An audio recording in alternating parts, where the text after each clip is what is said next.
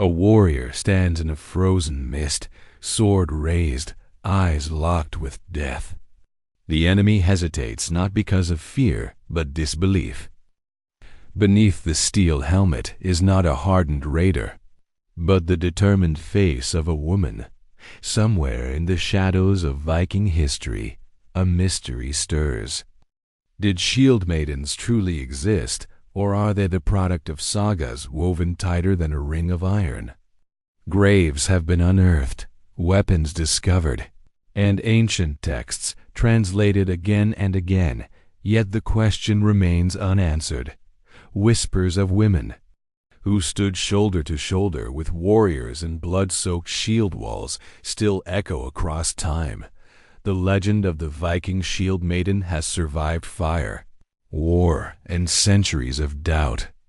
But what if it's not just a legend? Subscribe to the video sharing channel before the trail grows cold. This story is not what it seems. The sagas speak of the 9th century, when Viking longships skimmed across foggy waters, raiding coasts and trading far beyond their homeland. Men like Ragnar Lothbrok and his sons are etched into the bones of history, but tucked between the lines, women appear, not weaving cloth or tending hearths, but wielding swords. They had names like Hervor, Lagertha Brynhild, each wrapped in tales of vengeance, valor, and bloodshed. The stories describe them with the same awe as the fiercest berserkers, but how much of it is truth, and how much poetry? A few ancient authors certainly thought it was real. Saxo Grammaticus, the 12th century Danish historian, didn't just mention warrior women, he wrote about them in battle formations, swinging axes and splitting shields. Of course, he also liked to add a moral twist, suggesting these women were unnatural, stepping outside their proper place. Perhaps his outrage was less about truth and more about discomfort. One name always rises from the mist: Lagertha. Sighed. To be Ragnar Lothbrok's wife, she met him while fighting off a bear with her bare hands, or so the story claims. Saxo writes that she led 120 ships to support Ragnar in battle. If that number seems high, well, welcome to the world of Viking storytelling. Lagertha fought, conquered, and even returned home to kill her second husband and rule over his lands. The tale dances between admiration and disbelief, and for centuries, many dismissed it as myth. But then something unexpected emerged from the ground. In 1889, Swedish archaeologists excavated a burial mound in Birka, one of the most important Viking trading towns. The grave was filled with weapons: a sword, axe, spear, arrows, and 2 horses. It also held a game board, likely symbolizing military strategy. Everything pointed to a high-ranking warrior, a commander of men. For over a century, it was accepted as the grave of a male warrior until a 2017 DNA analysis revealed otherwise. The warrior had no Y chromosome. The bones were biologically female. Historians blinked. Some resisted. Could it be a mistake? A servant buried with a warrior's gear? A ceremonial burial? The debates flared like a shield catching fire, but the grave goods matched those of elite male warriors. There was no sign of a second body. She was buried alone, in honor, with her weapons. Historians still debate whether this Birka woman was a practicing warrior or simply honored with the trappings of one. No battle scars marked her bones, though that isn't unusual. Many warriors died without obvious wounds. Even more died from infections or illnesses after battle, not sword strikes. Then there's the saga of Hervor, a woman who donned male clothing, took up a sword, and traveled to the island of the dead to claim her father's enchanted weapon. Fantasy, yes, but sagas often twist truth with myth. Just like a Viking blacksmith folds steel, what gives the shield maiden myth such strength is not a single piece of proof, but a storm of patterns, dozens of graves with weapons, sagas filled with female heroes, artifacts bearing images of long-haired warriors with breasts beneath armor. The shield wall was no place for the faint-hearted. It demanded strength, skill, and trust. If even one woman stood there beside men, it rewrites the rules of what Viking women could be. There's an old saying that history is written by the victors, but Viking history was sung by poets, whispered in halls, and passed through generations, like fire from torch to torch. And somewhere, between the lies, the legends, and the loam, a truth sharp as a sword waits to be found. The grave at Birka wasn't the only one. Across Scandinavia and even into parts of the British Isles, archaeologists have uncovered similar sites, resting places of women buried not with beads and brooches, but with blades and shields. In Norway, a 9th-century grave contained a woman laid to rest with an axe and arrows. In Denmark, another was found alongside horse gear and a spear. Each discovery added kindling to a fire that wouldn't go out, but skeptics pushed back. Could these weapons have been symbolic? Were they family heirlooms, or signs of wealth rather than warfare? Still, the evidence grew harder to ignore. The Birka warrior's grave, meticulously catalogued, didn't show signs of ceremony or symbolism. The game board, placed with military pieces, wasn't something casually included. It spoke of leadership and strategy. This wasn't just a warrior. This was a commander, and yet the questions continued. Some claimed the bones had been mixed up. Others argued it was a transgender individual or a spiritual ritual. Every possibility was thrown into the fire except, perhaps, the simplest, that this was a woman who led men into battle. Historians still debate whether the presence of weapons confirms a fighting life. But the old assumptions that only men held swords, that women stayed behind, no longer rest easy in their graves. There's a peculiar discomfort in rewriting what we thought we knew. 1,000 schoolbooks filled with Viking warriors, painted broad-shouldered, bearded, and bellowing. The image of a slender hand gripping the hilt of a sword unsettles more than it should. The Norse themselves didn't seem all that bothered. Their mythology dripped with strong women valkyries choosing who lived and died, goddesses who stirred battles with a glance, and shield maidens who refused to be told no. If the gods allowed it, perhaps the people did too. But it's not just about bones in the earth or stories and sagas. It's about understanding a culture that didn't always draw lines as cleanly as modern minds might hope. Viking Age runestone in Sweden depicts a female figure dressed in what appears to be male clothing, holding a sword and shield. While some interpret her as a goddess, others suggest she represents a real woman, a respected warrior, immortalized in stone. Not everyone in the Viking world would have cheered for such women.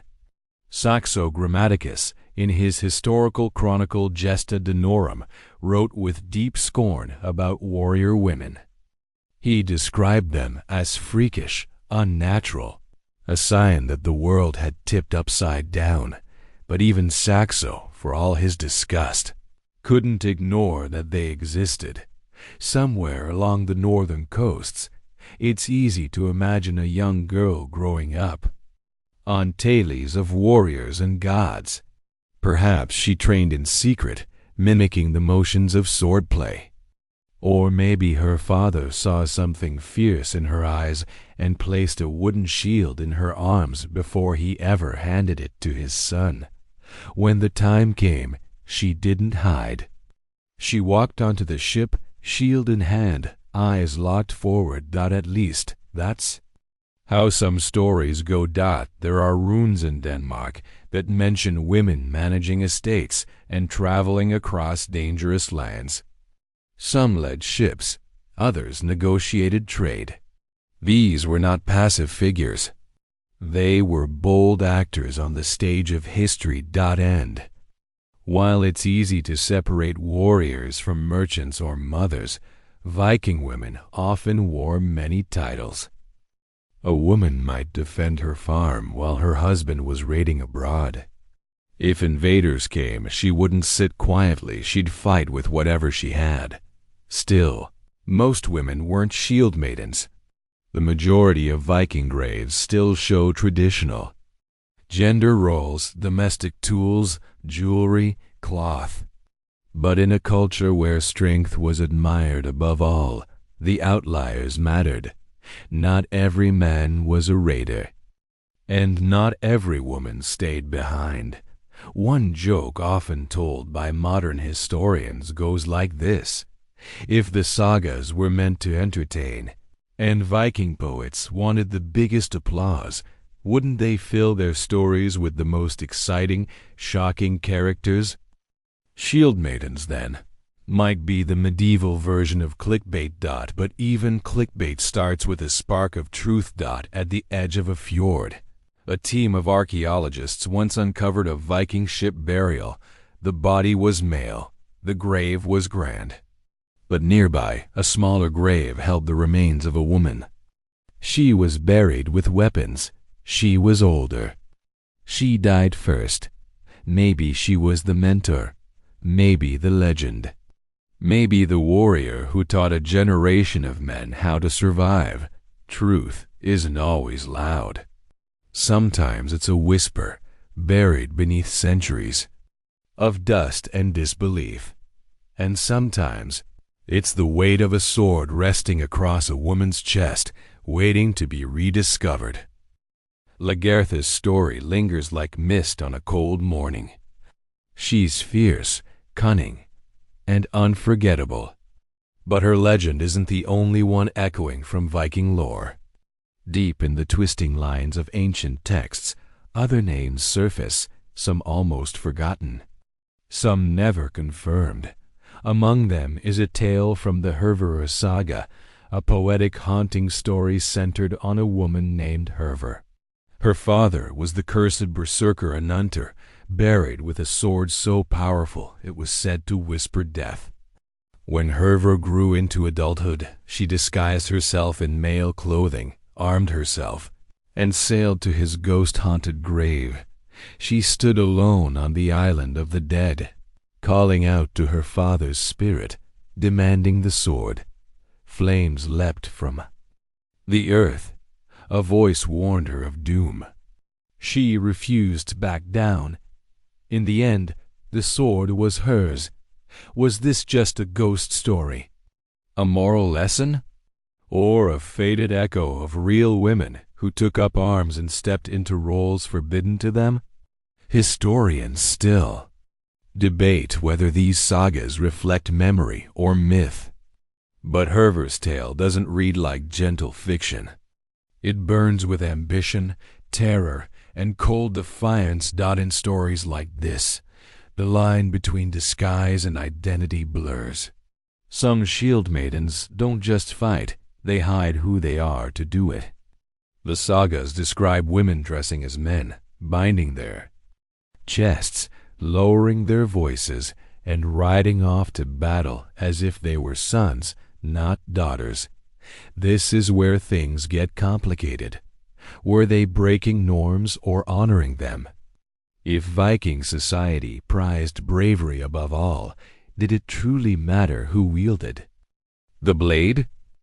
Take the case of Alfhild, another saga figure.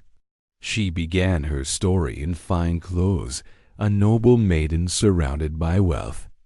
But when a suitor was found unworthy, she fled, put on armor, and became a pirate. She led a fleet of ships, raiding along coasts with other women disguised as men. Eventually, Alfhild was defeated, but instead of being punished, she was married to the man who captured her. The story ends not with shame, but admiration. It's hard to tell whether this tale was meant to entertain or instruct. Maybe both. Maybe the audience was supposed to laugh and yet feel awe. A modern joke among Viking reenactors goes like this: if your shield wall has no women, it's only half protected. They say it with a smile, but the idea isn't new. Some warriors may have known exactly who stood beside them. Others, perhaps, never guessed that there are records from Arabic and Byzantine travelers' men who encountered Viking women on distant shores. Some describe them as bold, outspoken, even terrifying. One chronicler wrote that Viking women insulted their enemies just before battle, an unnerving custom meant to shatter morale. Not all deception was visual. Some women wielded authority through charisma and fear. In one rare record, a Norse woman named Odd the Deep-Minded controlled her clan after her husband died. Though not a warrior in the traditional sense, she led her people across the sea, settling in Iceland. Her name became legend not for her sword, but for her will, and that's the crux of it. Whether disguised or declared, Viking women often operated in gray space where gender rules bent, twisted, or were simply ignored when strength demanded it. One unusual detail from the archaeological record adds a strange twist. In some Viking graves, both male and female skeletons were found with objects considered inappropriate for their gender. A man buried with weaving tools, a woman with a battle axe. These anomalies challenge the tidy categories modern minds love. Historians still debate whether these were symbols of status, tokens of the afterlife, or clear evidence of blended roles. But they're real, and they're not rare. Viking society wasn't a free-for-all. It had laws, customs, expectations, but it also lived by the rule of survival. On a longship sailing toward the unknown, or in the dead of winter when raiders came ashore, what mattered was who could fight, not who cooked. One tale tells of a woman who fought beside her husband in battle. She wasn't named, only described as a woman with long hair and a short temper. When he fell, she kept fighting. When she fell, the enemy paused, not in victory, but in disbelief that no one expected her. And yet, there she was. It's often said that history is written in ink, but legend is written in flame. The stories of Shieldmaidens are somewhere between the two-part ash, part truth, always smoldering. In Viking poetry, the shield is not a passive object. It's not something that protects, but something that pushes forward. It's a line, an edge, a challenge. To stand behind a shield is to be brave. To carry one is to declare your place in the world. Disguises, then, were not just about deception, they were about desire. The desire to step into a world where courage mattered more than convention. And sometimes all it took was a helmet, a borrowed name, and the fire to face death. A funeral procession moves across the frost-bitten land. Smoke curls into the sky as the body is laid upon the pyre. Nearby, a sword gleams faintly in the firelight, its edge dulled not by time, but by use. And beside it, another grave, smaller, more discreet. But when opened centuries later, the bones inside tell an unexpected story. In the quiet town of Birka, Sweden, A discovery in 2017 reignited the Shieldmaiden debate like dry tinder catching spark. For over 100 years, a burial site known as BJ 581 had been celebrated as the final resting place of a powerful Viking warrior, judged by the array of weapons and game pieces interred with the body. But DNA testing delivered a twist no one had seen coming. The warrior was female. Archaeologists rechecked everything: the placement of the weapons, the 2 sacrificed horses, the signs of strategic rank. Nothing had been misidentified except the assumptions of the past. Historians still debate whether the Burka warrior was truly a fighter or honored with the symbols of war for another reason. Yet few can deny the profound implications of the discovery. It didn't prove the existence of Shieldmaidens in the plural, but it certainly shattered the certainty of their impossibility. A curious joke floated around archaeological circles. Afterward, she died once as a warrior and again as a woman. For centuries, her story had been told under the wrong name, through the wrong lens. Only now, after a millennium of silence, her truth was spoken aloud. Skeptics offered theories. Maybe it was a ritual burial. Maybe the items belonged to a husband or brother. Maybe there were 2 bodies, and one had simply decomposed beyond recognition. But the facts stood firm: 1 body, 1 skeleton, 1 warrior, female. What made this case so potent wasn't just the warrior's gender, it was the completeness of her grave goods. She wasn't buried with ceremonial items or domestic tools. She had weapons of war and tokens of command. Her presence alone forced a question that echoed through Viking studies: how many other graves had we misread? After all, many early excavations categorized skeletons by the objects buried with them. Find a sword? Must be male. Find jewelry? Must be female. Rarely was the biology of the bones verified. That method now looks suspiciously like wishful thinking. In academic clothing, the Burka discovery sparked a re-examination of hundreds of Viking burials. More than a few showed signs of misclassification. In some cases, women were found with weapons. In others, men were buried with items typically associated with female roles. These weren't isolated cases, they were patterns, faint but persistent. One unusual site in Norway revealed a woman buried with a sword, and nearby, fragments of what may have been chainmail. Though the grave had been looted centuries earlier, enough remained to raise eyebrows. Then there's the case of the Koppang burial, where a woman was interred with a small axe and a pendant shaped like Thor's hammer.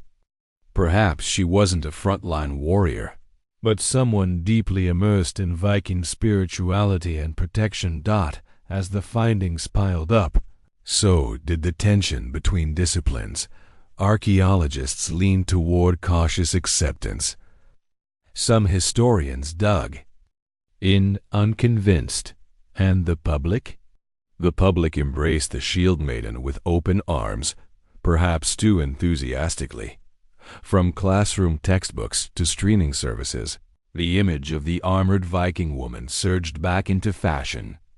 No longer just a myth, she became a symbol of resistance, of independence, of forgotten truths reclaimed. But even that romantic revival stirred complications. Historians still debate whether modern portrayals do justice to the real Viking world or merely project current ideals backward in time. Some worry the focus on warriors overshadows the full complexity of Viking women, who were farmers, traders, settlers, and spiritual leaders, just as much as they may have been fighters. There's an Icelandic saga that tells of a woman who challenged A man to a duel after he insulted her honor. She won. Another describes a widow who sailed across the sea to avenge her sons. She didn't ask for permission. She brought the axe, and in one particularly strange tale, a Viking woman is said to have died only to rise from her grave as a Draugr restless warrior spirit. Villagers, terrified, exhumed her and found her clutching a rusted blade. Superstition? Perhaps. Or an echo of how deeply warriorhood had imprinted upon her, even in death. There's a quiet power in these stories. They may not always be literal truth, but they reflect the values of a people who measured worth by courage, not conformity. And sometimes, the evidence buried in the earth agrees. In the chill of a Scandinavian dig site, a graduate student once found the edge of a small, curved knife. It was buried beside a woman who wore a brooch shaped like a bird of prey. No weapons, no horses. But on her arm bone, there were stress marks consistent with archery. She may never have been called a shield maiden, but she trained her body like one. The past isn't always what it seems, and when the soil is stirred, the truth that rises may be inconvenient, extraordinary, or quietly revolutionary. The shield maiden of Birka never spoke. She was given no name in death. But today she speaks louder than a saga, challenging every scholar who said she could not exist. A heavy shield clatters to the ground. Around it, warriors breathe hard, their boots sinking into mud and moss. Blood stains the earth, and there, standing tall amid the chaos, is a woman with a broken helmet and a sword chipped from too many clashes. She doesn't flinch. She watches the horizon. The stories of women on the Viking battlefield stretch farther than Scandinavia's borders.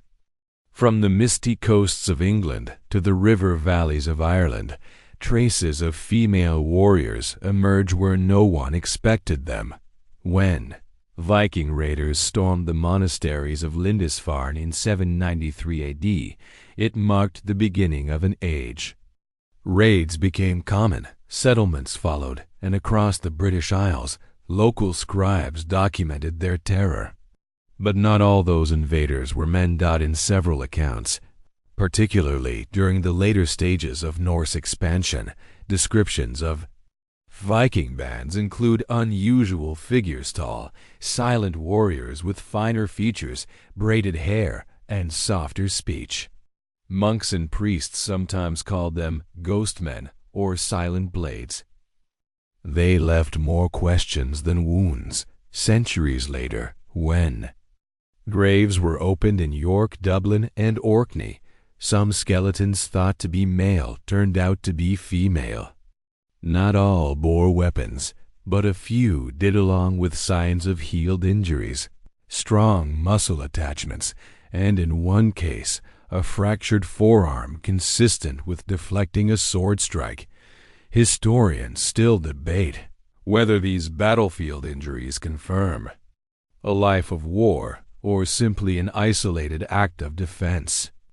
But the injuries are real. The women were there. In one Irish legend, a Viking woman is said to have led a retreating force after their male commander fell. The tale doesn't name her. She's remembered only as the one who roared like a bear. Maybe a nickname. Maybe an insult. Maybe both. And then there's the curious matter of weapon style. In Viking burials, men typically favored sword, symbols of nobility, often ornately decorated. But among the weapon-bearing women, axes and spears were more common. Some scholars suggest this was a matter of access. Swords were expensive. Others wonder if it reflected different fighting styles or social roles. One archaeological site in Repton, England revealed a Viking camp that had been abruptly abandoned. Scattered bones showed signs of combat. Among them was a partial skeleton, small in stature, with a blade-shaped pendant and a bent knife. The pelvis structure hinted at a woman.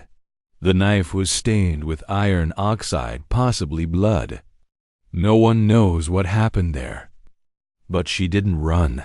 Even more puzzling is the presence of certain amulets and charms found in graves of suspected female fighters. Some carried miniature Thor's hammers, believed to protect warriors in battle. Others had animal tooth pendants, thought to channel strength or fearlessness. These items weren't ornamental. They were part of a warrior's spiritual armor. In Viking belief, death was not an end, it was a transition. Warriors hoped for Valhalla, a hall for the honored dead, chosen by Valkyries. Shieldmaidens, in many ways, mirrored these divine figures. Both carried weapons, both chose their battles, and both stood between life and death. But did the Norse truly believe mortal women could become such figures? Some evidence suggests they did. One rune stone in Gotland shows a female figure holding both a cup and a sword. Scholars argue over her identity, Valkyrie, priestess, or shield maiden. But the dual symbols hint at a layered role, nurturer and warrior, host and destroyer. Not easily defined. Another artifact, a small brooch from Denmark, shows a long-haired figure with a curved axe raised above her head. The detailing is precise, the muscles in her arms, the tension in her posture. She is not ornamental. She is poised for violence. Still, modern interpretations carry their own risks. Just because a figure has breasts and a weapon doesn't guarantee she was meant to be a fighter. Art can be metaphor, and sometimes what one age sees as honor, another might see as rebellion. Historians still debate whether women participated in Viking raids out of necessity, vengeance, or choice. Some suggest that during times of high mortality, plague, famine, or war, women filled warrior roles to preserve their people. Others argue it was never common, only exceptional. Yet the sagas and the graves refuse to let the conversation rest. There's an Icelandic tale of a woman named Thorgerd, who stood at the prow of a longship, launching arrows with eerie precision. When asked where she had learned, she replied, "From the wind and from watching men die." The line may be fiction, or it may echo a bitter truth. Not every woman who fought wore armor. Some carried knives in their boots. Others poisoned water before enemies arrived. And some, like the nameless woman found in a Viking grave in Scotland, simply laid down with a sword and closed their eyes forever. A light-hearted note among Viking reenactors goes like this: "You can always tell a real shield maiden. She doesn't smile until the battle's over." It's a joke, but it captures the gravity with which the legend is treated, even now. Truth in Viking history is rarely sharp-edged. It bends like iron in fire, shaped by time and retelling. But one thing is certain: if even a few women fought, commanded, or died with weapons in hand, the myth becomes more than fiction. It becomes a possibility. And sometimes that's all history needs to change. The training yard echoes with the sound of wood striking wood. A blur of motion. A heavy shield meets a downward blow, then pushes back. The sun glints off sweat-drenched hair as warriors circle. At the edge of the field, a figure steps forward shorter than the rest, but no less dangerous. Her stance is practiced. Her grip, confident. Viking warfare wasn't just rage and brute strength. It was technique, endurance, coordination. And if shield maidens existed beyond the saga, they would have had to train just as hard, if not harder, to survive among men. Viking men began weapons training early, learning to handle a sword, throw a spear, block with a shield. If women were to join them in battle, they had to match that standard or be torn apart in the shield wall. No special rules, no shortcuts, but where would they have trained? The Norse homestead was both school and battlefield. Children of all genders were expected to pull their weight herding, rowing, lifting, crafting. Physical strength was valued. If a daughter showed interest in weapons, a practical father might not discourage her. Historians still debate whether formalized training existed for women or whether they practiced in secret. Some suggest that female warriors learned alongside their brothers.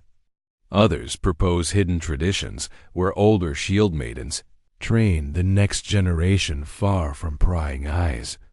One particularly unusual account describes a woman teaching young girls how to wield staffs and spears in a grove believed to be sacred to the goddess Freya. The tale may be symbolic, or it may record something very real. The warrior Freya, goddess of love and battle, was no gentle deity. Half of all the slain went to her hall, not Odin's. That subtlety is often forgotten, even the divine honored. Female warriors. In fact, the connection between shield maidens and Norse spirituality runs deeper than most suspect. Rituals surrounding weapons were spiritual acts. Blades were named, honored, blessed. Some sagas speak of women sharpening their lover swords while whispering charms. Others describe women enchanting weapons with curses or protection. Warfare was not just physical, it was mystical. That makes training more complex than drills and duels. It included rituals, mental preparation, and learning to interpret omens. For a society where battle was tied to fate, training without spiritual knowledge was like fighting blind. One artifact found in Iceland, a bronze charm shaped like a spear point, was buried beside a woman's body. There were no weapons, but her arm bones showed years of repetitive, high-impact strain. Perhaps she trained, but never fought. Or perhaps she fought, but wasn't buried as a warrior. Among modern historians, a recurring joke goes, the real Viking test wasn't who could fight, but who got remembered. And shield maidens, remembered or not, leave behind few clear footprints. But training leaves marks on the body, in the bones. Some female skeletons from the Viking Age show signs of repetitive stress injuries typically seen in warriors: shoulder wear, rib bruising, calloused knuckles. Subtle signs, but consistent. In a grave near Hidibi, a woman's skeleton was found with a deformed thumb joint and thickened arm bones, injuries similar to those seen in archers. She had no weapons in her grave, just a brooch and a comb. But the body tells a different story. Not all training was martial. Some shield maidens may have learned healing. Battlefield medicine required speed, courage, and a cold hand. A woman who couldn't fight might still bind wounds, stitch gashes, or ease a warrior's final breath. And sometimes those roles overlapped. One saga tells of a woman who stormed the battlefield to drag her wounded brothers to safety. When an enemy blocked her path, she didn't hesitate. She killed him with his own axe. Her reward? A quiet burial, no saga written. But her story survived, passed through generations like a torch, Historians still debate whether training alone defines a warrior. Some argue that the presence of weapons in a grave doesn't confirm a martial life. But others point out, warriors are made in life, not death. Perhaps some shield maidens never killed. But they were ready. That readiness alone was power. The Norse worldview had no patience for hesitation. When a decision was made, fight, flee, avenge, it had to be swift. A shield maiden, by her very name, had chosen to stand, to shield, to strike. One curious discovery in modern times was a runic charm believed to be a warrior's oath. It read, "I will not step back." It was etched into a piece of bone and found in the ruins of a burned farmhouse. The bone belonged to a sheep, not a person. But the words were human, defiant, perhaps part of a training ritual, perhaps a whispered prayer. A soft joke among Viking enthusiasts says, "The first lesson of battle is knowing which end of the axe not to grab, but the second, that's the lesson of fear." And shield maidens, like all warriors, had to learn not to let fear command their blade. In training, they likely fell. Often, bruises turned to scars. Arms tired before the sun set. But over time, they learned to move like wolves, not like prey. Even now, centuries later, the image of a woman gripping a round shield and stepping into the line holds power. It asks a quiet question. What does it take to belong in a world that never invited you? The shield maiden didn't ask. She trained. A cold wind howls across the North Sea, and on the deck of a longship among hardened warriors stands one figure wrapped in chainmail and secrets. The others call her by a man's name. They don't ask questions. In battle, she holds her ground. And when the raid is done, she walks off the ship unnoticed, exactly how she wants it. Disguise plays a curious role in the history of shield maidens. In many of the old tales, women do not march openly into war. They hide, they dress as men, speak in deeper tones, and answer to borrowed names. They don't claim space, they take it. From the sagas to later folk stories, this recurring theme of cross-dressing warriors blurs gender roles and challenges expectations. And while it makes for a dramatic narrative, it also raises a difficult question. If a woman must disguise herself to fight, does that mean she was never meant to fight at all? Historians still debate whether these stories of deception reflect actual events or merely reinforce societal norms. Was disguise a narrative tool, a way to excuse a woman's boldness? Or was it an authentic tactic used by real women to access a world otherwise closed to them? One of the most famous examples comes from the saga of Hervor, previously mentioned. Before she retrieved her father's cursed sword, Hervor lived openly as a warrior, but under the name Hervard, wearing men's clothing and commanding the respect of her crew. She only revealed her identity after proving herself in battle. Another tale from the Volsunga saga speaks of Brynhild, a Valkyrie punished by the gods and cast into mortal form. She, too, took on the guise of a man, riding and fighting alongside warriors until fate revealed her truth. There's even a story, likely fictional, of a shield maiden named Hetha, who led Danish troops dressed as a man, was elected king, and ruled justly for decades. Her identity was supposedly revealed only in death, when her armor was removed and the truth stunned her loyal subjects. Modern minds may read these stories as progressive, even inspiring, but they may also reflect how uncomfortable ancient societies were with the idea of visible female power. The disguise becomes a way to sidestep that discomfort. Yet it also says something more daring. That skill, bravery, and leadership are not the property of one gender. They belong to anyone who earns them. One unusual historical note comes from Arab diplomat Ahmad ibn Fadlan, who observed the Rus, a Norse people, in the 10th century. He described a funeral rite where a slave woman volunteered to die with her master. She was given ceremonial clothing, a sword, and drink before being ritually killed. While gruesome, this account hints at the blurred lines between gender and role in Viking culture. In death, she was honored as a warrior. Disguise also had practical uses. Viking raids were brutal, swift, and dangerous. A woman disguised as a man might avoid capture, assault, or discrimination.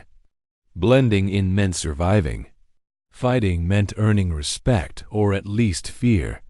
One peculiar grave found in southern Norway included a woman buried with both a weaving spindle and a small iron blade. Her clothing had masculine elements, leather breeches, a tunic, but her jewelry was traditionally feminine.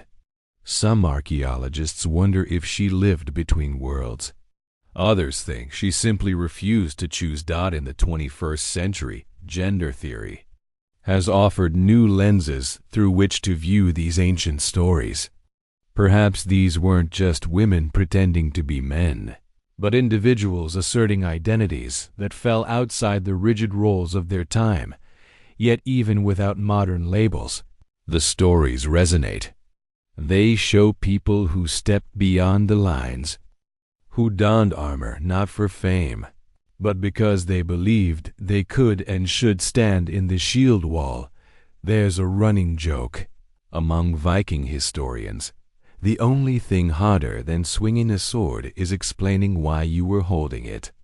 In that context, disguise becomes not cowardice, but cleverness, survival, a strategy.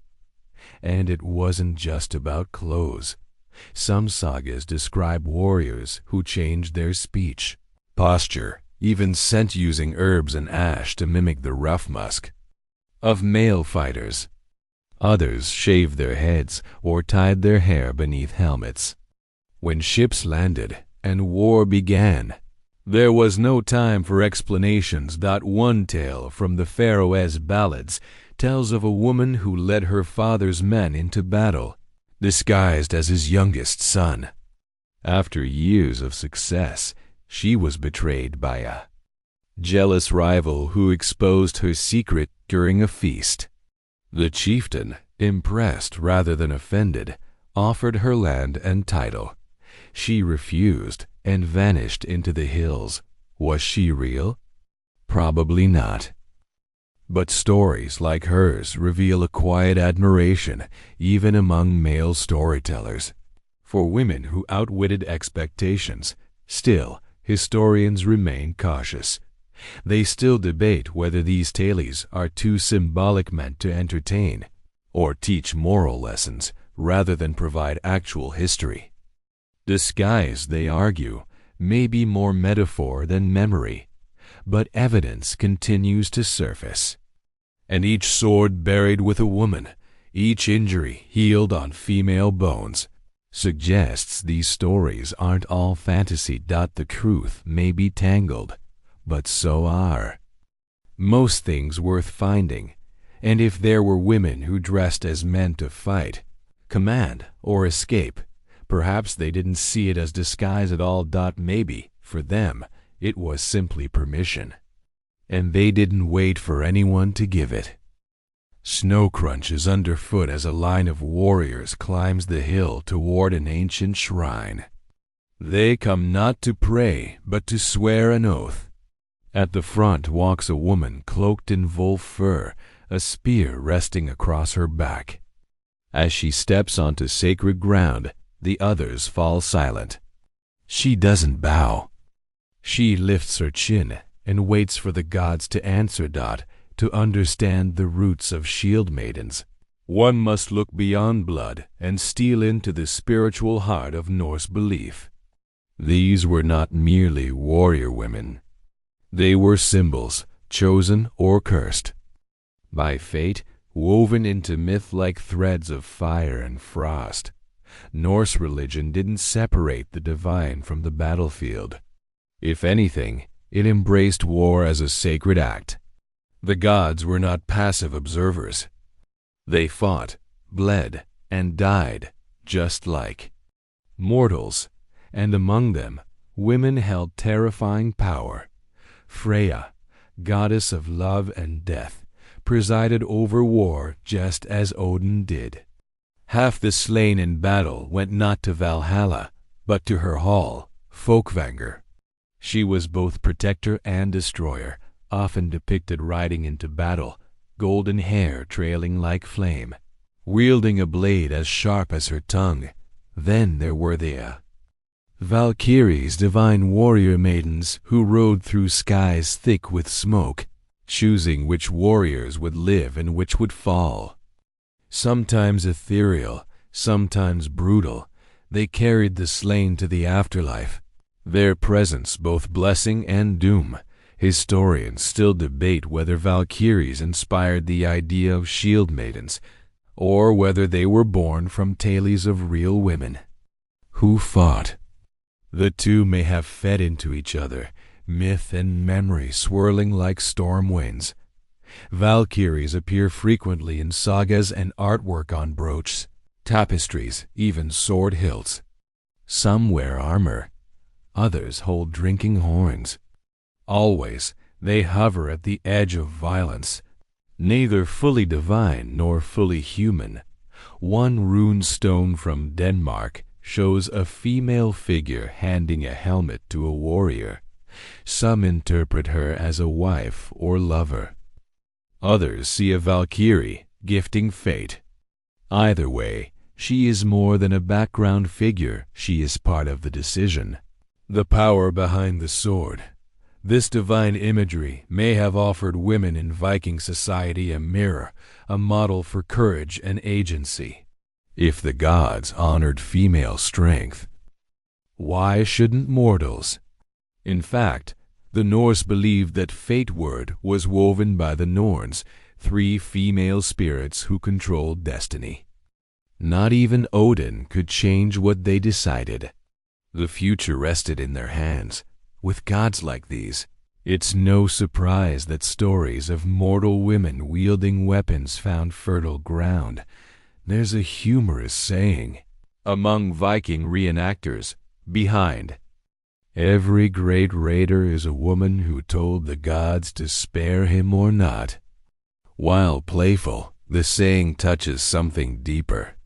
In Norse culture, women weren't just support figures. They were fate weavers, landholders, priestesses, and sometimes blood-vengeful war leaders. Burial sites provide curious support for this blend of faith and fight. Some female graves include amulets shaped like Valkyries. Others contain small hammers of Thor, used for protection and strength. One Icelandic grave held a woman with a ritual staff and a blade. Was she a sorceress? Or a shield maiden? Or both? Some women were known as Valva's wandering seeresses, who performed divinations and carried staffs of iron or carved bone. They spoke to the dead, predicted battles, and were both revered and feared. Their staffs were sometimes mistaken for weapons, perhaps intentionally so. Historians still debate whether Volvas could be warriors. Traditional views see them as spiritual leaders, not combatants. But if a woman could command fear without a sword, why wouldn't she also learn to use one? The lines between magic and war were thin. Berserkers fought in trance-like rages, possibly induced by herbs or ritual. Shield maidens, if they existed, may have practiced similar rites, combining physical skill with spiritual preparation. One fascinating find from a grave in Sweden included a woman buried with a ritual cauldron, iron, tongs, and an axe. Scholars believe she may have served as both healer and warrior, a combination reflected in the myth of the goddess Skadi, who hunted, healed, and avenged. There's even a saga where a shield maiden is said to have carried runes carved into her shield. Before each battle, she would trace them with her fingers and whisper to her ancestors. The shield cracked after her final fight, and no one ever learned the rune's full meaning. To a Viking, nothing was purely physical. A sword wasn't just forged metal, it was a soul. A shield was not only defense, it was a prayer. And a warrior's heart was tested not just by skill, but by how well it listened to the gods. In that world, the shield maiden wasn't a shock. She was a fulfillment. A modern quip says, the Norse didn't believe in equality. They believed in glory. And glory, it seems, came to those who dared, regardless of gender. So whether through faith, fury, or fire-lit ritual, these women stepped into the stories the gods left open. Their myths survive because someone once believed they belonged, not just in the home, but on the battlefield beneath the stars. The battlefield is quiet now, strewn with broken shields and snapped arrows. A crow circles overhead, then settles on the edge of a fallen helm. Beneath the armor, the shape of the body is slight, but the hands are calloused, the knuckles swollen. Not from weaving, not from farm work. From war. By the late Viking Age, roughly the 10th to 11th centuries, the chaos of expansion began to settle into structure. Kingdoms formed, laws tightened, raiding waned. But even as society shifted, traces of warrior women refused to vanish. This was a time of transformation. Christianity swept across Scandinavia, replacing Odin and Freya with a single god and his saints. With it came a new morality, one that didn't look kindly upon women who carried swords. Historians still debate whether this religious shift played a role in burying the memory of shield maidens. Under Christian doctrine, women were increasingly expected to be modest, obedient, and domestic. Stories of fierce female warriors didn't fit neatly into the church's vision of order, and so many of those stories fell silent, but a few flickered. Through. One Icelandic tale, written after Christianization, speaks of a woman who refused to marry and instead sailed west, carving out a place for herself in Greenland. She never raised a sword, but commanded ships, land, and loyalty. Her enemies called her iron-hearted. Her people called her leader. Another curious case emerged from Orkney, where Norse and Celtic traditions blended. A woman buried there had strong bones, sword scars on her ribs, and was laid to rest with weapons and religious charms. Half her grave goods reflected Norse gods, the other half Christian icons. A life caught between worlds. By this time, sagas began to stylize the shield maiden. She became larger than life, more myth than mortal. Beautiful, deadly, untouchable. Her motives blurred. Some fought for vengeance, others for love, and a few for reasons never explained. In the saga of the Vikings, there's a woman who duels 5 men in one day, winning each match with speed and cunning. Afterward, she vanishes into legend. No family, no grave, no moral lesson. Just a name and silence. One scholar joked, by the end of the Viking Age, shield maidens were like ghosts. Everyone swore they knew someone who'd seen one. No one could prove it. But the absence of proof doesn't mean absence of presence. The very idea of a woman warrior, whether feared, revered, or denied, had left a scar on cultural memory. Even those who tried to erase it couldn't help but record it first. And in the Christian age, they did.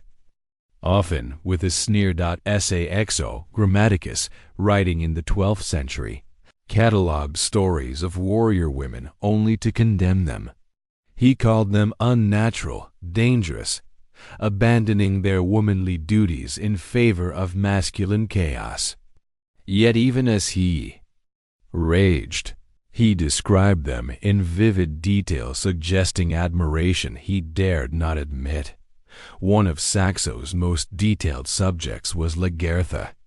He wrote of her riding into battle with her hair unbound, laughing as she split the skull of a Saxon chieftain. She married Ragnar Lothbrok, bore his children, and later saved him in war. Saxo hated her, but he couldn't stop writing about her, even in criticism. She thrived. As Christianity took hold, these stories became harder to tell. Women were encouraged to be pious, silent, and sacrificial. Those who broke the mold were painted as witches or heretics. Some believe this shift pushed shield maidens from memory to myth, but others survived, hidden in plain sight. One church in Sweden features a stained glass panel from the 13th century. In it, a female figure holds a sword in one hand and a palm branch symbol of peace in the other. She's unnamed. Scholars can't agree if she's a saint, a valkyrie, or a ghost of an older tradition. In an age where religious figures controlled culture, the shield maiden didn't disappear. She adapted. A light-hearted note among modern historians goes, she traded her sword for a hymn book, but kept the edge. And in truth, many powerful women in the Christian Norse world wielded different weapons, words, influence, money. Their battlefield changed, but their spirit remained, even as laws restricted women's rights, limiting property ownership. Dissolving ancient inheritance customs, some women found ways around the rules. Widows, in particular, held surprising power. With no husband to answer to, they could trade, travel, or even fund ships. And in sagas written centuries later, echoes of the shield maiden remain. In one tale, a woman defends her farm from raiders with a bow. She kills 3 men before the rest flee. Her name is never given. The saga calls her only the Lady of the Hill. In another, a young girl is described as the last to run and the first to strike. She grows up to become a skalda, poet-warrior who sings of battles she may have seen herself. These stories walk the line between history and legend. But they persist. Even after the fires of the old gods were stamped out, historians still debate whether the end of the Viking Age meant the end of shield maidens or simply the end of remembering them by that name. Perhaps they took on new roles. Perhaps they waited in silence for the world to remember. What's certain is that they never truly vanished. They hid in the corners of stories, the footnotes of sagas, the shadows of forgotten graves. They lingered where swords once sang and where voices once refused to be silenced. Fog rolls across a forgotten valley. The wind hums through the ruins of an ancient hall. Beneath the moss-covered stones lie the bones of the old world, and with them, the fragments of a question that refuses to die. Were the shield maidens ever real? Not long ago, this question would have been dismissed. Mainstream historians once regarded the tales of Viking warrior women as colorful embellishments, figments of imagination born from poetic minds. But over the past few decades, the conversation has shifted. New tools, new digs, and new voices have cracked the surface of accepted truth. Now, the Shield Maiden stands at the edge of recognition, not proven beyond all doubt, but no longer so. Easily dismissed, the key change began with interdisciplinary study. Archaeologists, bioanthropologists, literary scholars, and even forensic scientists joined forces, piecing together puzzles scattered across time. They revisited graves long thought to belong to men, this time testing DNA, analyzing bones, reinterpreting artifacts. One of the most compelling revelations came when researchers reclassified a number of Viking burials based not on grave goods, but on skeletal analysis. The result? More women than expected had been buried with weapons. Historians still debate whether this confirms a warrior's life or a symbolic status. Some argue that weapon burials don't automatically equal battlefield experience. Others respond, if a society buried someone with honor, the message mattered, even if it wasn't literal. And that's where it gets complex. In the Viking worldview, life and afterlife were deeply entwined. A burial was a statement, a map to the next world. If women were buried with swords, it's likely because they had earned them, or were believed to have done so. But the academic tug-of-war isn't just about evidence. It's about expectation. For centuries, history has been written by and about men. When women appear in warrior roles, they're often pushed to the fringes, labeled anomalies or legends. The Shield Maiden disrupts that pattern. She demands attention, challenges structure, and refuses to sit quietly in the margins. This friction isn't limited to academia. The debate over Shield Maidens touches politics, gender, even national identity. In some circles, she's a feminist icon. In others, a cultural myth best left untouched. A popular meme in Viking forums reads, "Every time you say Shield Maidens weren't real, a woman picks up an axe." It's a joke, but one that reflects a real hunger to reclaim forgotten narratives.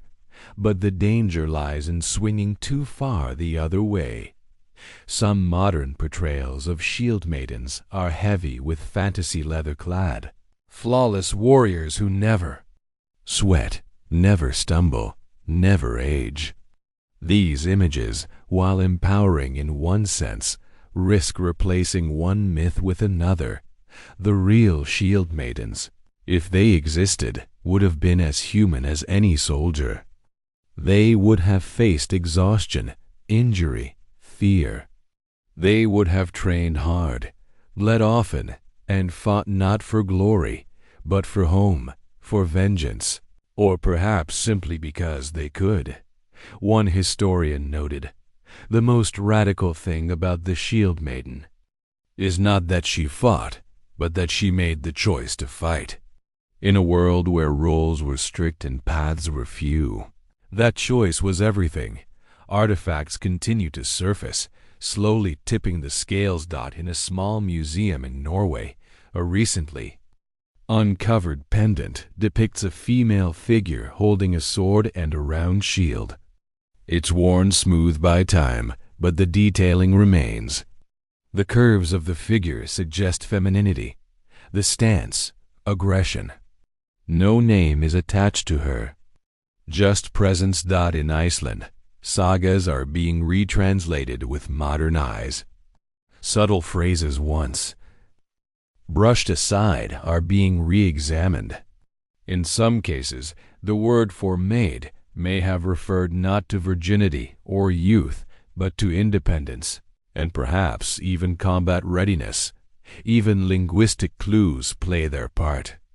The Old Norse word skjaldmr, literally shield maiden, was used enough to warrant its own term. Not a one-off nickname, but a recognized identity. And then there's the modern reenactment scene.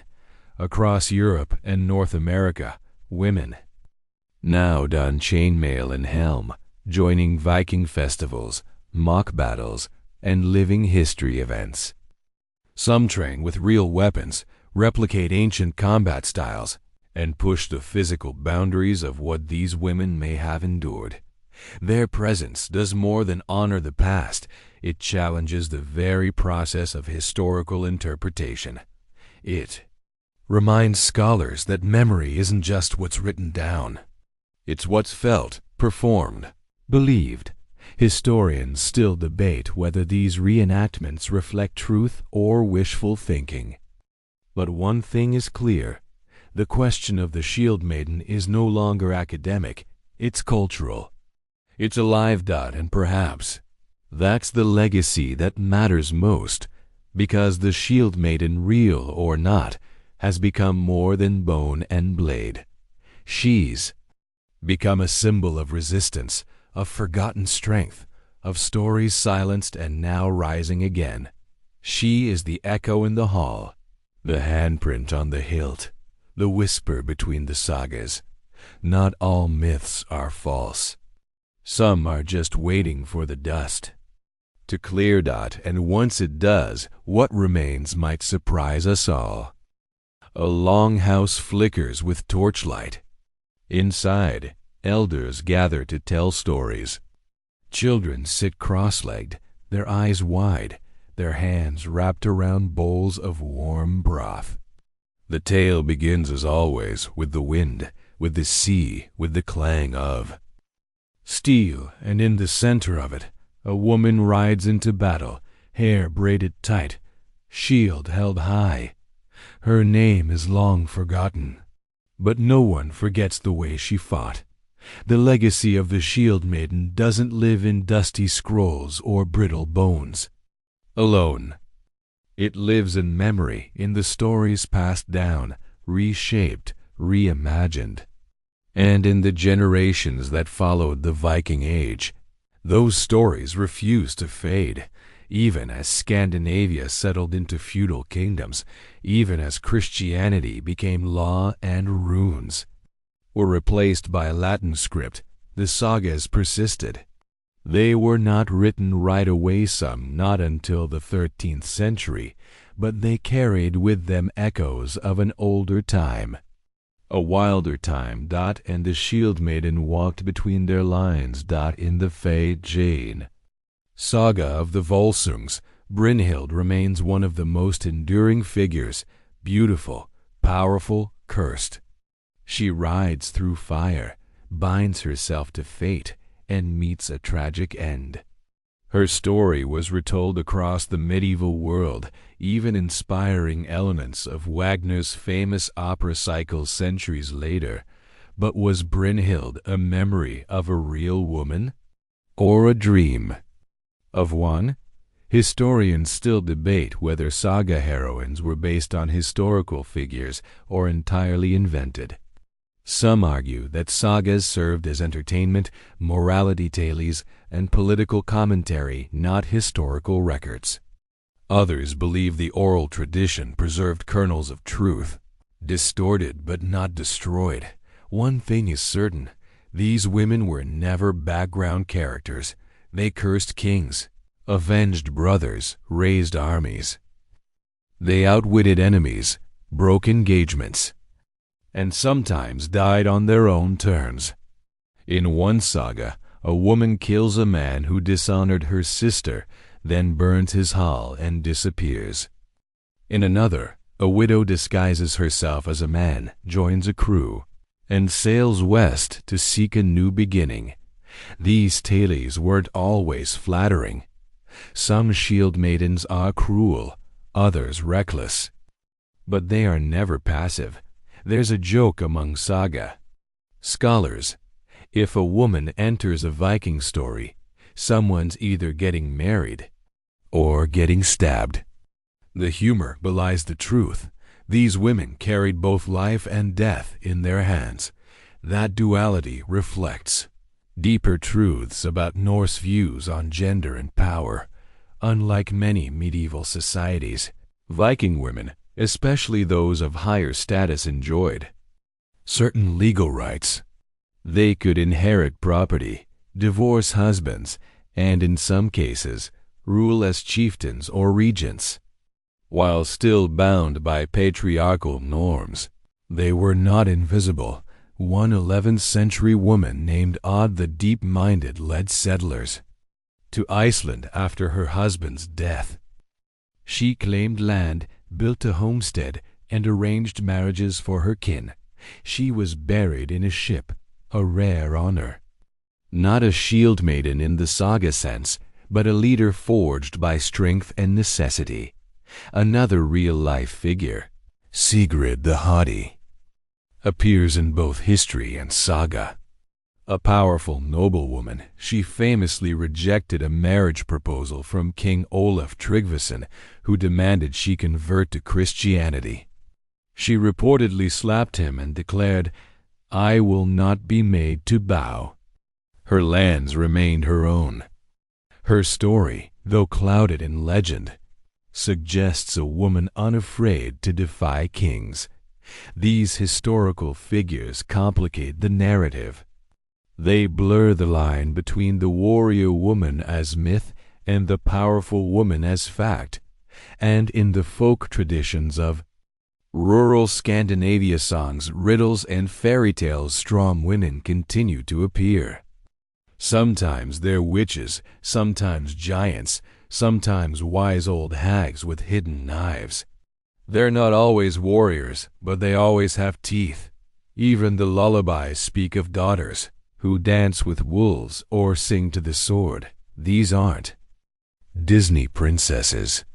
They're closer to Freya than Cinderella. Modern scholars have started to explore how these lingering motifs shaped medieval and post-medieval identity. One field study even mapped locations where tales of warrior women still circulate in oral form, mostly rural villages, places where literacy came late and stories were passed hand to mouth. One tale told in northern Sweden describes a woman named Jorah, who fought side by side with her father until his death. She wandered the mountains alone after that, carrying his axe and never speaking again. Herders say her ghost appears in snowstorms, protecting lost travelers. Is she real? Likely not. But she is remembered. And memory, especially in the Viking world, mattered more than anything. To be remembered meant to live on, to be sung of, whispered about, etched in runes or stone. This was the closest thing to immortality. Historians still debate whether the persistence of shield maiden stories proves their reality or simply humanity's desire to believe in them. But belief shapes culture, and culture shapes how we read the past. There's a quiet power in acknowledging that stories can preserve truths even when names are lost and facts fade. And perhaps that's why the Shield Maiden endures. She may not stand in the historical record with the clarity of kings and calendars, but she is no less present. She walks in the sagas. She breathes in the lullabies. She stares from brooches and stone carvings and the margins of forgotten manuscripts.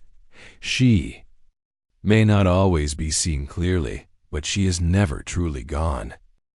A cold dawn breaks over a windswept field. Somewhere in the mist, a bell tolls soft, mournful. Beneath a low hill, a burial mound stirs with the whispers of legend. In this place, time folds. Swords rust, bones turn to dust, but memory lingers.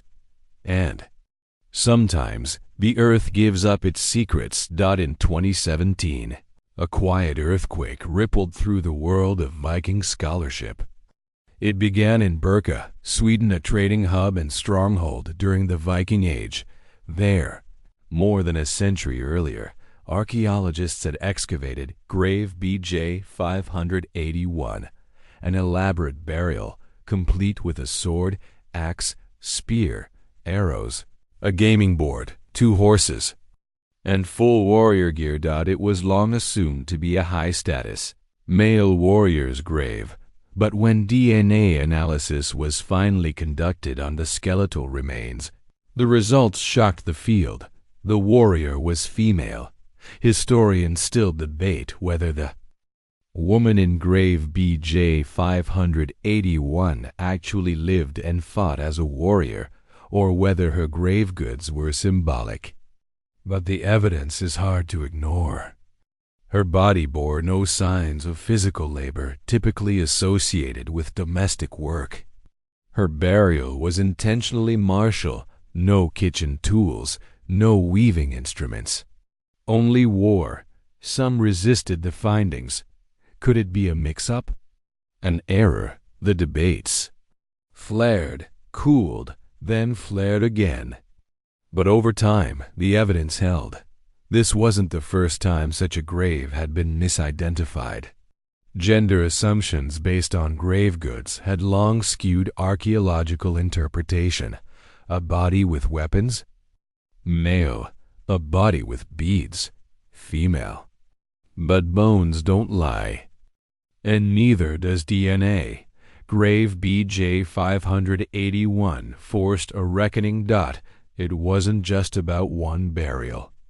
It was about centuries of bias, about how easily women can vanish from the narrative even when they're buried with swords. The case opened a new door. Scholars began to re-examine older burials. Some, once confidently labeled male, turned out female. Not all were warriors, but some were, or wanted to be. In Denmark, a grave was found with a woman buried beside a blade and a shield boss. In Norway, a smaller skeleton lay with spearheads and a miniature Thor's hammer. In Scotland, a Norse grave held a woman with combat injuries healed. But unmistakable. Each find added a thread to the fabric. Together, they began to stitch a story long left untold. One archaeologist remarked, "Every warrior grave we recheck could change our understanding of gender in the Viking world." Another said, "We've been reading the past in half light. Now we're lighting candles in the corners." Not all were convinced.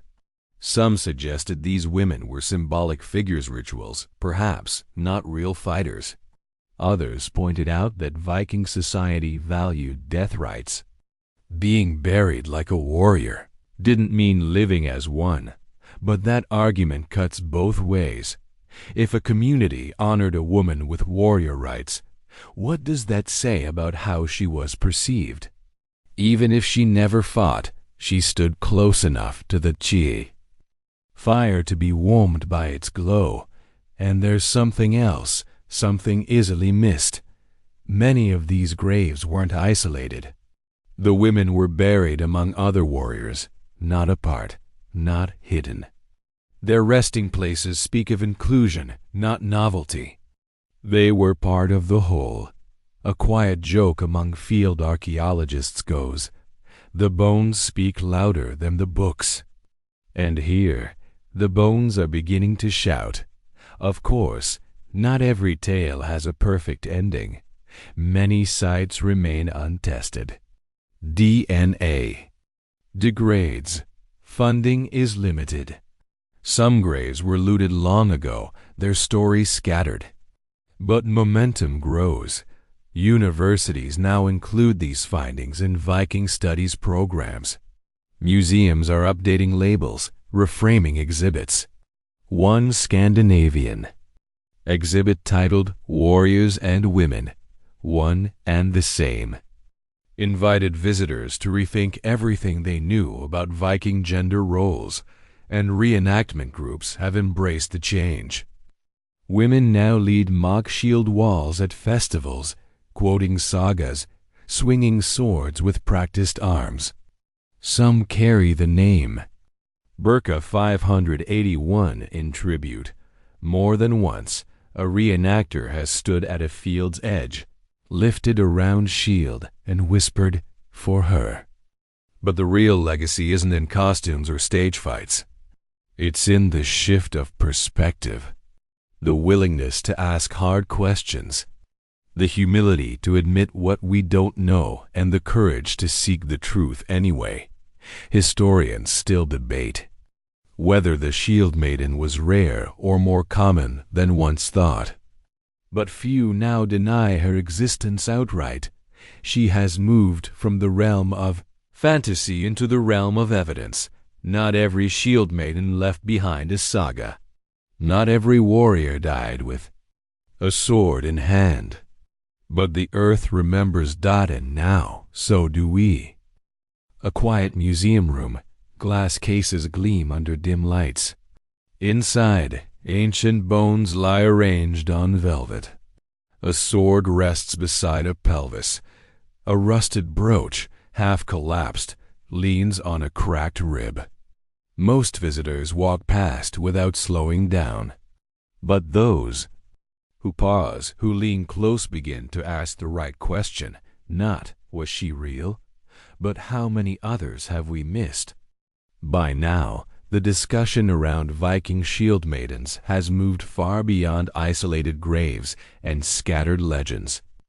It has become a mirror, a reflection of how modern societies interpret the past, and how the past shapes modern identity. Every field, every discipline has felt the ripple in archaeology. New protocols encourage reanalysis of skeletal remains with fewer assumptions. If a grave contains weapons, scientists now ask, what do the bones say? What does the DNA confirm? Is the pelvis female? Are the burial goods martial or ceremonial? One Swedish project re-examined over 1,000 Viking Age graves. Dozens, once thought male, were found to hold female skeletons. A few were richly armed. Some showed signs of injury.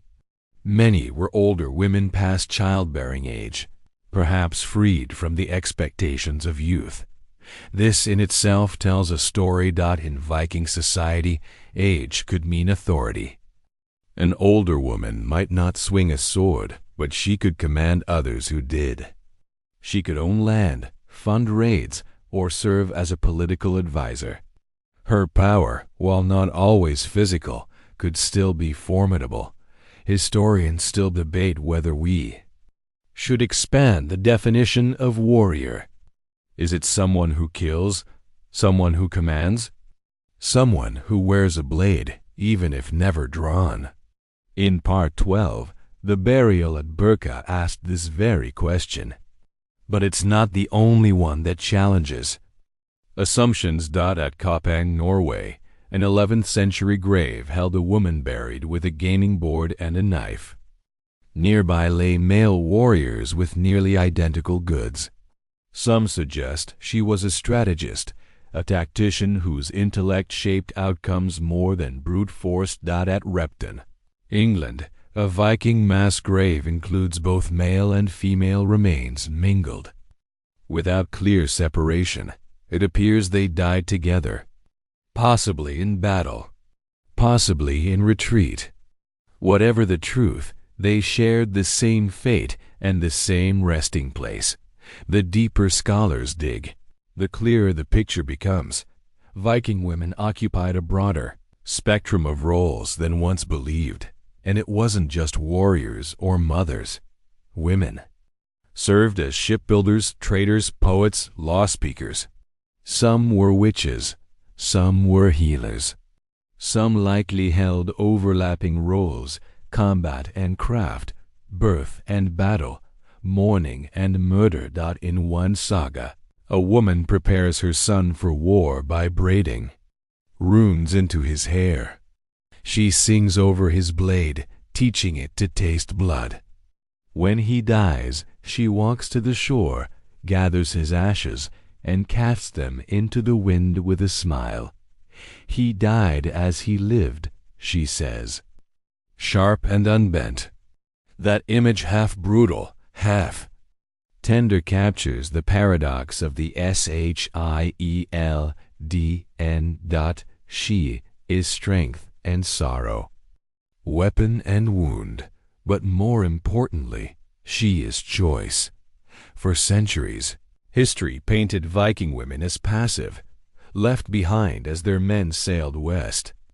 But the Shield Maiden tells a different story, one of agency, of women who walk toward the fight, not away. One modern Viking scholar, when asked if Shield Maidens break the mold, replied simply, "They were the mold. We just forgot." It's a reminder that forgetting is as powerful as remembering, and this forgetting wasn't accidental. As mentioned earlier, the rise of Christianity reshaped cultural memory. Sagas were written down by Christian monks. Powerful women were recast as temptresses, saints, or footnotes. The more unruly tales, those of warrior women, sorceresses, and seeresses, were softened or removed entirely, and yet they survived.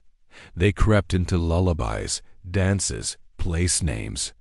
In Iceland, some valleys still bear names linked to warrior women. In Norway, a cliffside is called Skjaldmihaugen, the hill of the Shieldn. Locals don't always know the full story, but they know the name, and that's enough to keep the spark alive. Today, the legacy continues not only through books and research, but through art, film, and popular media. From television to video games, the image of the Shield Maiden charges forward. Round shield raised, eyes blazing. Critics argue these portrayals are romanticized, and they are. But they also matter. They reopen the question. They challenge erasure. They invite a new generation to ask, what else have we forgotten? There's a saying among curators, every exhibit is a story, and every story leaves something out. Perhaps the Shield Maiden is what was left out. And now, at last, she's being written back in. The waves crash against the black rocks of a distant shore. A figure stands at the water's edge, wrapped in furs, staring toward the horizon where the sun kisses the sea. In her hand, not a sword, but a small bundle of runes, carved with names long forgotten. Not just names of kings, not just gods, but names of sisters, warriors, daughters who stood when others ran. And just like that, the silence of history begins to break. As the conversation around Viking Shield Maidens deepens, so too does our understanding of what they represent. They are more than warriors. They are disruptions, living contradictions in a world that tried to define them by absence. The truth is, history has always been selective, not because it must lie, but because it must choose. And often, those who made the choices wrote down the names of kings, the deeds of men, and the blood spilled by sons. Daughters were not forgotten. They were deemed unnecessary to remember, but the bones in Burka, the stories in sagas, the whispers in folklore, they all point in the same direction. Women fought, sometimes in open combat, sometimes in politics, sometimes in poetry or prophecy, sometimes through quiet rebellion. Historians still debate whether Shield Maidens were common or rare, whether they rode into war by choice, necessity, or myth.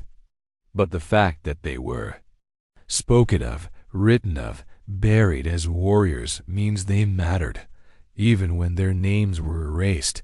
The shape of their absence was unmistakable. Take the saga of Horbi-Org Lidovulva, a seeress who arrives at a winter feast clad in a blue cloak, carrying a wand. Though not a shield maiden in the sword-swinging sense, she commands the same authority. Warriors bow before her. Chiefs consult her. She leads no army, but no man dares interrupt her prophecy. Her power is different, but it's still power, and This challenges modern audiences to broaden their understanding of strength. In the Viking world, there were many ways to command a room.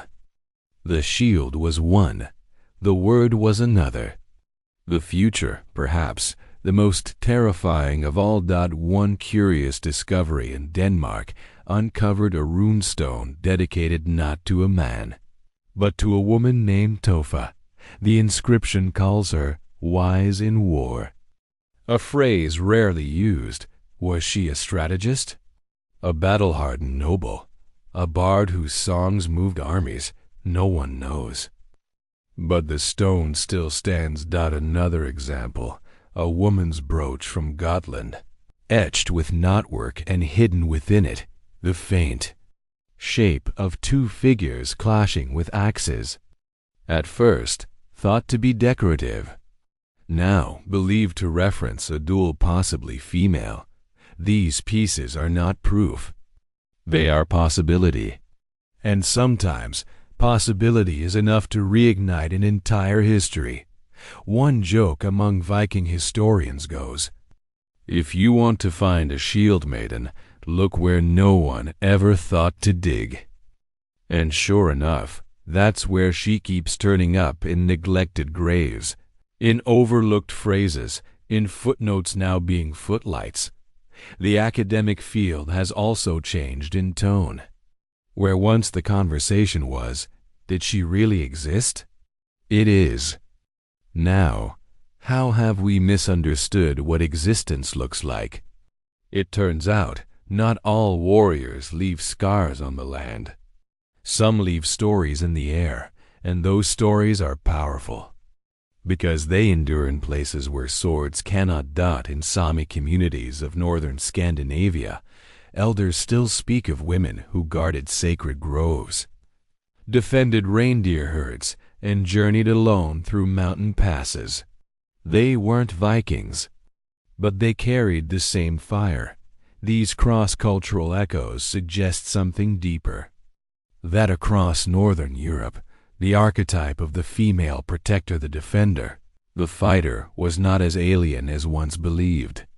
She existed, even if she changed shape depending on the telling, and that telling continues. In classrooms across Norway and Sweden, children now read revised Viking history, one that includes shield maidens as part of the tapestry, not as mythical exceptions.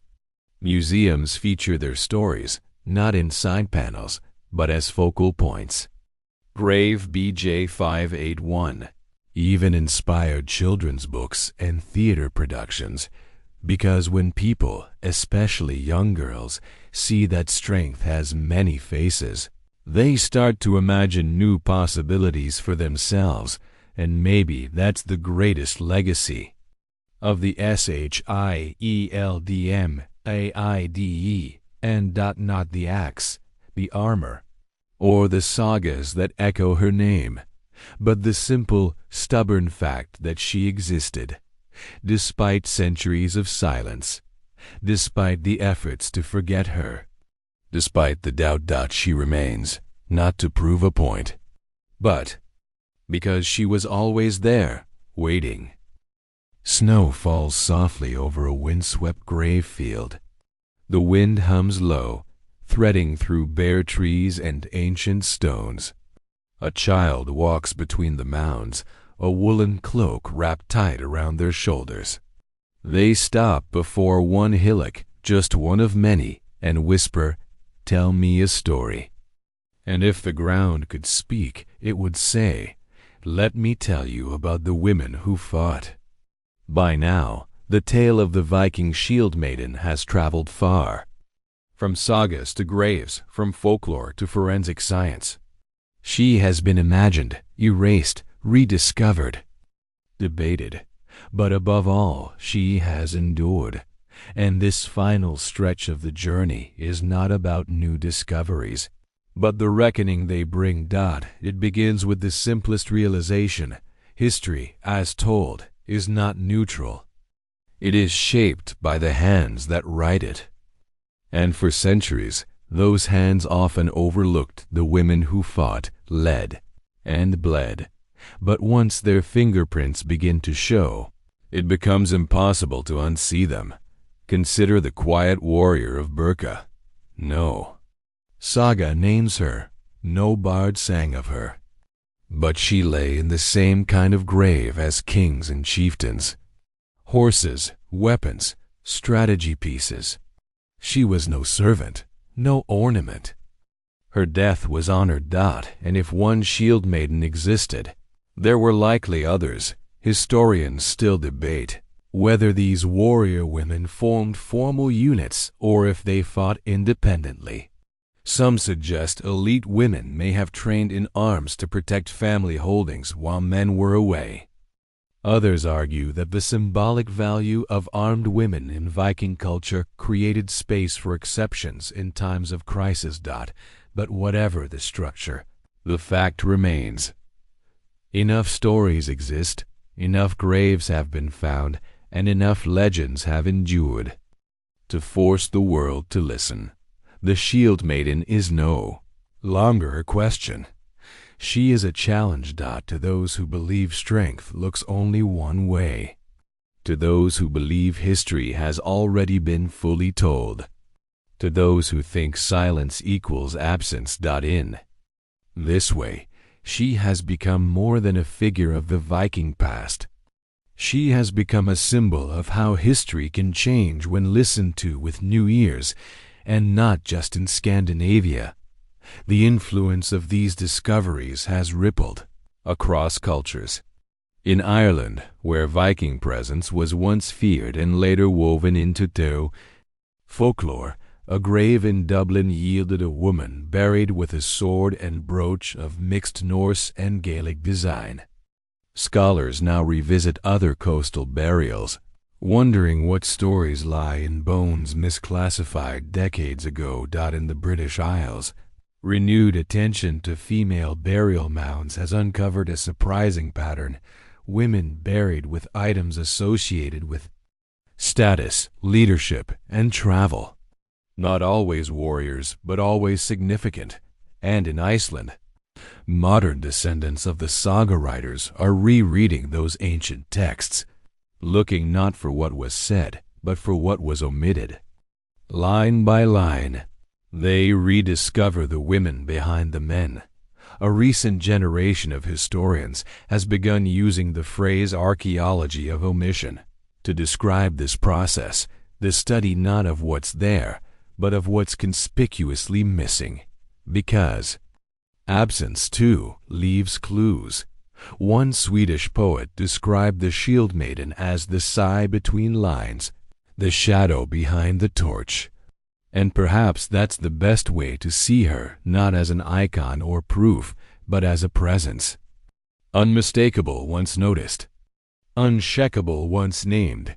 This return has taken many shapes. Some artists reimagine her in murals, standing atop longships beneath star-filled skies. Others carve her face into jewelry, her arms cradling a wolf cub, her eyes sharp with purpose. Writers pen new sagas in modern form. Parents name daughters after Lagertha, Sigrid, Hervor.